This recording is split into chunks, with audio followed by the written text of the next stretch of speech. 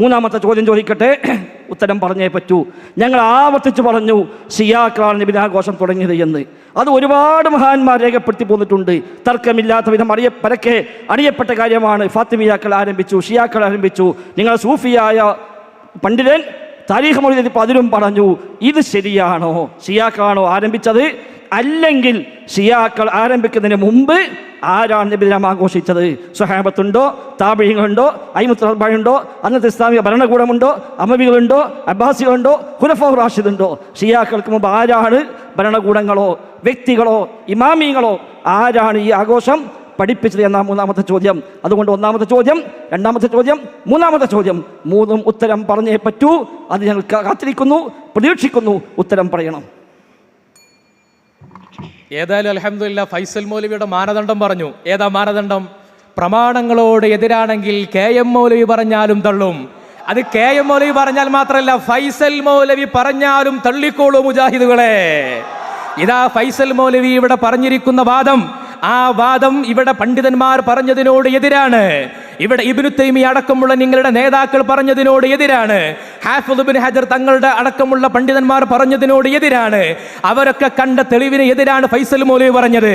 അതുകൊണ്ട് ഫൈസൽ മൗലവി പറഞ്ഞതാണെങ്കിലും പ്രമാണവിരുദ്ധമാണെങ്കിൽ, ഇമാമുമാർക്ക് പരിചയമില്ലെങ്കിൽ, നമ്മുടെ പ്രാമാണികമായി അംഗീകരിക്കപ്പെട്ടതല്ലെങ്കിൽ അത് അംഗീകരിക്കപ്പെടേണ്ടതില്ല, തള്ളേണ്ടതാണ്.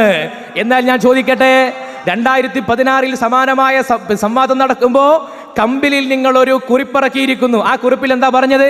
നബിദിനാഘോഷം ആഘോഷിക്കാൻ അതിന് മുതിരുന്നവർ, പ്രേരിപ്പിക്കുന്നവർ നരകത്തിലേക്ക് വഴി നടത്തുകയാണോ, അല്ലേ?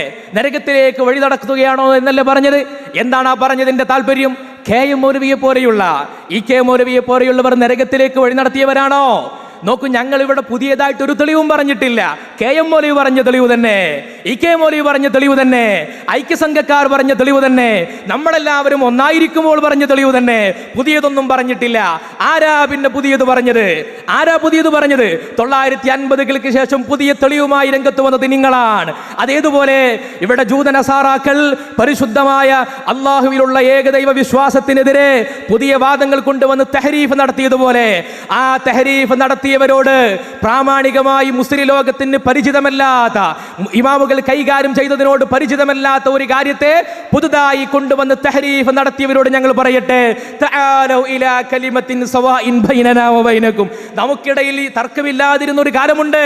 നമുക്ക് ആരാ KM മൗലവി? നിങ്ങളുടെ ഏറ്റവും വലിയ നേതാവല്ലേ? ഇതിന്റെ ആചാര്യനല്ലേ? ഏത് അനാചാരങ്ങൾക്കെതിരെയും അതിശക്തിയുക്തം പ്രതികരിച്ചിരുന്ന നിങ്ങളുടെ നേതാവെന്ന് നിങ്ങൾ വാഴ്ത്തി പറഞ്ഞിട്ടുള്ള ആളല്ലേ? നിങ്ങളുടെ നേതാവെന്ന് വാഴ്ത്തി പറഞ്ഞിട്ടുള്ള ആളല്ലേ?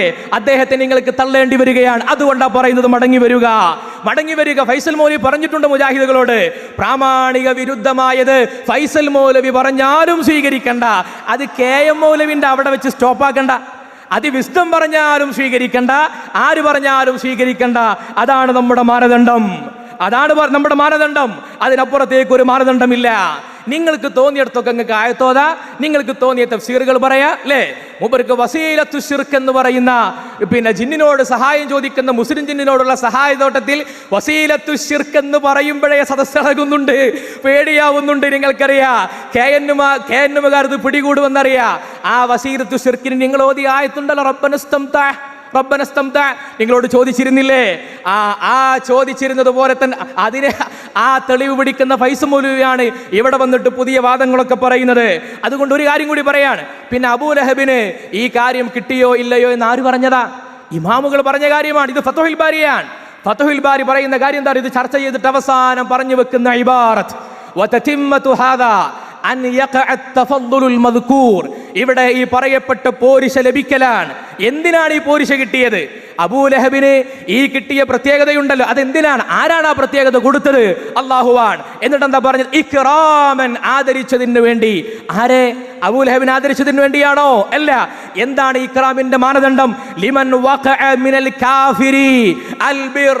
ഈ കാഫിറായ മനുഷ്യന്റെ ഉള്ളിൽ നിന്ന് ഒരു ബിർ സംഭവിച്ചിട്ടുണ്ട്, ഒരു നല്ല കാര്യം സംഭവിച്ചിട്ടുണ്ട്. ആ നല്ല കാര്യത്തോടുള്ള ഇക്റാമാണ്. അവിടെ നിങ്ങളുടെ ഈ ചോദ്യം പ്രസക്തമാവുന്നത് എവിടെയാണെന്നറിയോ? ഈ പറയപ്പെട്ട കാര്യത്തെ ഏതെങ്കിലും ഒരു ഇമാം അത് പുണ്യമല്ല എന്നോ മുസ്ലിമീങ്ങൾക്ക് അത് പുണ്യമുള്ള കാര്യമല്ല എന്നോ അത് അമലും സ്വാലിഹ അല്ല എന്നോ ആരെങ്കിലും പറഞ്ഞിട്ടുണ്ടെങ്കിലാണ് നിങ്ങളുടെ ചോദ്യത്തിന്റെ പ്രസക്തി.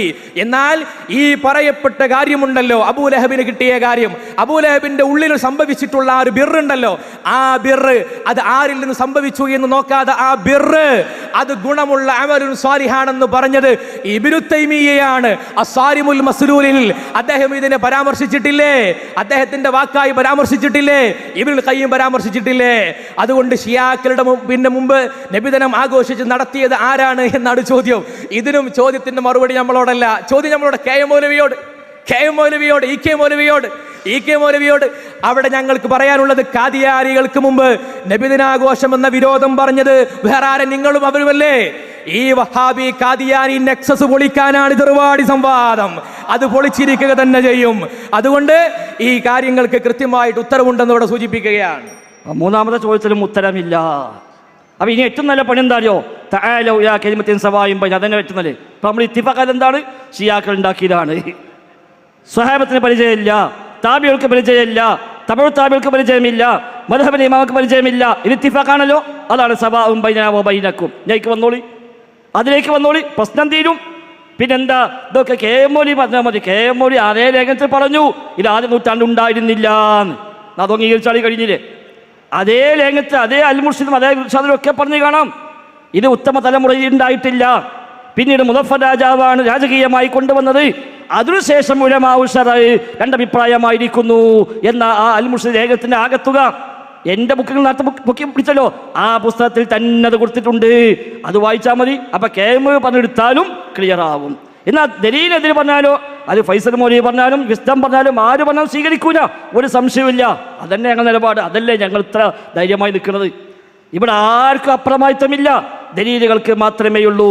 ദലീലിനെതിരായ ആര് പറഞ്ഞാലും സ്വീകാര്യമല്ല എന്ന അഹ്ലുസുന്നയുടെ അസ്ല്, ആ അസ്ലിൽ തന്നെയാണ് ഞങ്ങൾ ഉള്ളത് എന്ന സന്തോഷപൂർവ്വം അയവിറക്കുകയാണ്.